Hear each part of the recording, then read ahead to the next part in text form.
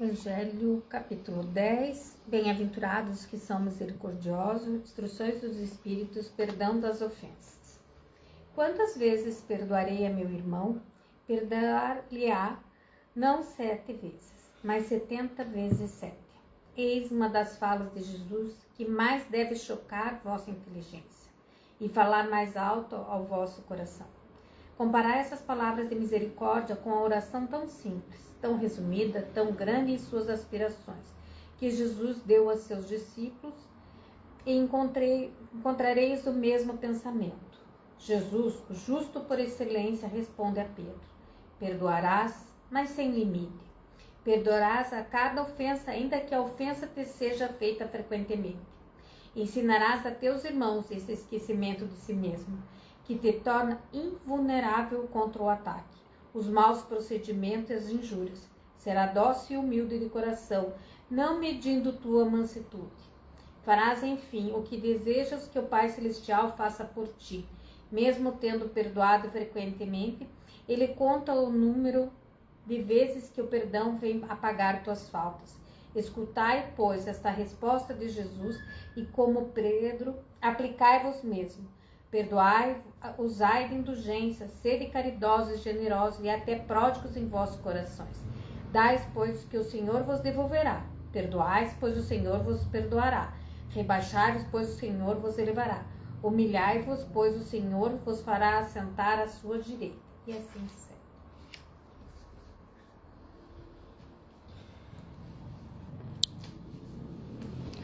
Boa tarde. Quando a gente prossegue no Evangelho, se assistiram à palestra do irmão Antônio ontem, prosseguindo no Evangelho, aquele que será rebaixado e aquele que será humilhado, a gente fica pensando, quando a gente está encarnado, a gente é mais humilhado do que elevado. Parece uma coisa, às vezes, por pouco que se faça, se é humilhado. A humilhação vem porque nós somos seres orgulhosos. E não porque o outro quer nos rebaixar. Somos nós que não nos encaramos como pessoas mais simplórias ou simples ou ignorantes. Então, quando o Evangelho nos traz a chamada do perdão, ele nos chama primeiro ao auto-perdão. Vamos sempre voltar. Por que ele chama no nosso auto-perdão? Porque se eu não entender a minha própria fraqueza, essa minha questão de orgulho, eu já nem falo em egoísmo, não gosto de falar muito em egoísmo, porque eu não acho vocês egoístas. Se vocês fossem um pouco mais egoístas, talvez sofressem menos. Prestaram bem atenção? Porque como vocês não respeitam a vocês mesmos, vocês não têm autoindulgência. Vocês acham que não pode ser relaxado, porque relaxar é para relaxado. Não é relaxar para ser apaziguado. Como é que eu busco a paz? A gente fica... Maria Rosa mais do que eu. Hoje quem está falando é a Hortência. Maria Rosa costuma fazer uma vigília. Acho isso bem interessante e talvez qualquer dia faça com ela. Mas ela faz uma vigília na quarta-feira pela manhã, já que ela tira o dia para o trabalho do SOS. E ela faz uma vigília, ela passa na casa de vocês na quarta de manhã. Então, por exemplo, ela tá lá, as irmãs estavam conversando. Então, ela aproveitou, viu uma, viu outra, viu outra. Aí já viu esse, já viu aquele, já fala do filho, fala do marido, fala de não sei quem, fala do pedreiro. E a gente vai procurando trabalhar essas pessoas a quem vocês vão dando ouvidos. Por quê? Porque todas as pessoas que entram em acordo ou desacordo com vocês, elas têm uma influência positiva ou negativa no pensar de vocês. Às vezes não no agir. Alguns era até bom que fosse no agir, mas no pensar, nas energias. Então, quando a gente fala com amigas que dizem, não, eu sei, tá ruim, para mim também tá assim, mas nós vamos vencer, tem esperança, que foi o papo entre duas amigas hoje, a gente diz assim, olha, as duas se autoconsolando. Porque daí uma diz assim, puxa, a outra tá passando por problema. O meu problema é menor. Eu sou mais feliz. E é aí que entra a esperança. É aí que entra o entender o seu chão. Porque cada um tem um chão. Eu posso, aí eu vou brincar com as músicas, né? Eu posso entrar de passinho, eu posso entrar miudinho, eu posso pisar firme. Depende de caráter, depende de temperamento, depende de criação, depende de N coisas. E principalmente desse espírito que vive em vocês. Das histórias que vocês trouxeram. Então, quando a gente fala com vocês durante o sono, a gente vê os psicólogos trabalhando com vocês durante o sono, a gente observa que vocês negam o atendimento. Quando vocês estão muito cansados, muito nervosos, e a gente vê assim, era um momento para o psicólogo poder dar a vocês algum apoio, vocês não querem ouvir. E é por isso que eu digo, se vocês fossem um pouquinho mais egoístas, iam querer o atendimento. Mas não, fulana que precisa, ciclana que está passando mal, fulana que tem problema, eu me viro. Eu me viro? Será?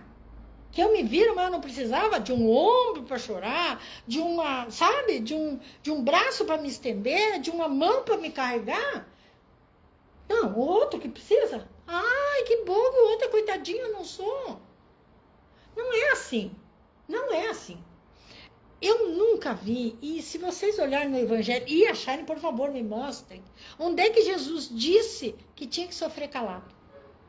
Onde é que Jesus disse que tinha que sofrer? Ele sempre perguntou para quem fosse, quem pedisse por ele, o que você precisa, o que você quer, o que você necessita. Ele nunca disse, não, você não merece. Não, o soldado romano recebeu. Lázaro que não. Só um pouquinho. Vamos pensar um pouquinho. Lázaro não tinha a fé de Jesus. Bom, a fé de Jesus ninguém tinha. Vamos colocar assim. Mas Lázaro não tinha aquela capacidade de doação judaica. Ele seguia as regras, ele sabia o Alcorão, ele sabia dos profetas, ele sabia de tudo isso. Mas se vocês lerem, Lázaro não era religioso. Mas ele era meu amigo. Mas ele me defendeu. Mas quando eu mais precisei, quem levou pedrada junto comigo na infância foi Lázaro. Quem estava comigo e me escutou foi Lázaro. Ele não perguntou se Lázaro precisava. Ele não perguntou se Miriam e Maria precisavam. Ele simplesmente salvou o amigo. Sabendo que, salvando o amigo, ele estava se enforcando. Que ele estava indo para a cruz. Porque é digamos assim, o chamariz para que quisessem crucificá-lo. É a ordem do dia, né? Então, veja. Jesus não perguntou. Jesus só fez. Jesus sabia do que tinha que passar. Mas ele deixou de viver? Ele deixou de rir? Ele deixou de ser companheiro? Ele deixou de cuidar? Não. Ele deixou de comer? Ele deixou de rir? Não. De conviver com a mãe, com os irmãos, com os amigos? Os irmãos, entre aspas, né? Agora, quando as coisas acontecem com vocês, vocês se isolam. O isolar não ajuda ninguém. Não é só se isolar da espiritualidade amiga, é se isolar do grupo que pode te apoiar. A gente fala muito das terapias. Terapia da escrita, a terapia da conversa, a terapia do café. A gente fala de todo tipo de terapia. Mas eu suportaria, e aí a pergunta, eu suportaria que mais pessoas soubessem dos meus problemas? eu saberia dividir os meus problemas realmente? Ou a opinião do outro pode me machucar? E é uma pergunta a ser feita. Porque eu vou escancarar meu coração e a pessoa que está ali tem uma outra visão, uma outra criação, uma outra forma de entender. Ela pode não entender, vai achar tão bobo o meu problema. E será que eu vou me magoar? Se eu for mais egoísta, talvez eu pense primeiro que ela pode ter uma solução, que ela pode me dar uma luz. Agora, se eu for fechada, isolacionista, que é outra coisa, eu não quero ouvir. Porque vá que tem a solução ao meu problema. Vá que trocando ideias e me sinta, não, mas eu pensei nisso, puxa, como é que eu não pensei nisso antes? E é por isso que muitas vezes eu me nego ao atendimento psicológico e espiritual. Porque eu não quero que o psicólogo me diga que tem solução ao meu problema. Muitas vezes eu não quero ouvir a palestra, seja do irmão Antônio, seja a minha, seja da Maria Rosa. Porque vá que eles digam alguma coisa e acenda uma luz na minha cabeça. E eu deixo de sofrer. Porque sofrer faz parte da reencarnação. Sofrer faz parte de ser espírita. Eu nunca esqueço uma vez, alguém disse que espírita ficava pobre e alcoólatra. Por quê? Porque essa era a visão. Mas de 1900 e bolinha, gente, pelo amor de Deus, o mundo já girou. Então, será que o espírita de hoje não tem consciência de que a troca energética é mais importante do que o acúmulo de energia? Como é que vocês dizem assim? Ai, mas eu quieta, eu tô preservando a minha energia. Não, você não está preservando energia nenhuma, porque energia precisa de troca de energia. Então, quanto mais eu me isolar, quanto menos eu tratar o meu pensamento, a minha cabeça, mais doente eu vou ficar. Mais o problema vai bater na minha porta. Mais aquilo que me dói vai acontecer. Por quê? Porque eu não aprendi. E aí, por que eu não aprendi? O que acontece? Eu escuto, principalmente a Teresa, ela sempre diz, mas eu não aprendo, não é possível, eu tô de novo. Aí ela mesma diz, não adianta, eu preciso acordar, eu tenho que acordar, eu tenho que melhorar. Aquele dia ela faz uma lavagem cerebral, dia seguinte volta tudo a estaca zero. Por quê? Porque ela ainda não chegou no fundo do poço. Enquanto a gente não bate o pezinho no fundo do nosso sofrimento, a gente não aprende. Não é isso que a gente fala do drogadito, não é isso que a gente fala da doença. Você acha que teus problemas vão resolver assim? Não, a minha solução é fácil. Jogar na lota e ganhar. É fácil. Nem sempre o problema. Exato! O dinheiro é bom? Não temos dúvida. A gente estudou com a Maria Rosa que dinheiro é bom, né? Não tinha essa noção, a Maria Rosa deu uma aula a respeito do dinheiro. Então, o que acontece? Dinheiro é bom, principalmente se tem, não precisa sobrar, mas que não falte. Que seja aquele razoável. Fique no equilíbrio. Só que tem um problema. Se você reencarnou para aprender a lidar com a falta de dinheiro, como é que você quer ter dinheiro?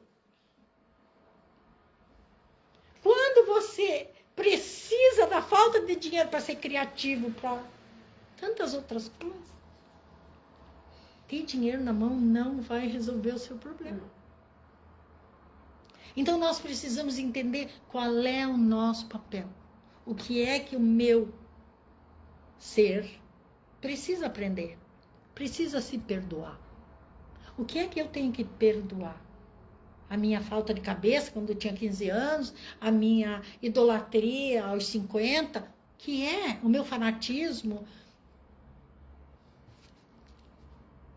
Porque em algumas religiões o problema hoje é o fanatismo. Em outras religiões é a falta do comprometimento. Em outras é o excesso de comprometimento. E aí?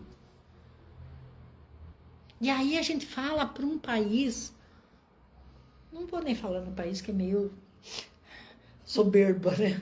Vamos falar para uma cidade ou para um estado